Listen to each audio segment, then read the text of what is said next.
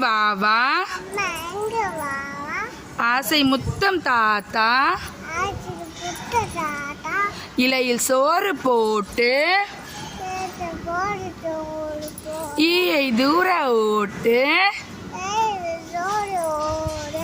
உன்னை போன்ற நல்லார் ஊரில் யாவர் உள்ளார் என்னால் உனக்கு தொல்லை ஏதும் இங்கே இல்லை ஐயமின்றி சொல்லுவேன் ஒற்றுமை என்றும் பலமாம் ஓதும் செயலே நலமாம் அவ்வை சொன்ன மொழியாம்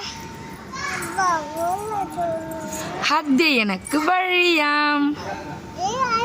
கிளாப் பண்ணுங்க.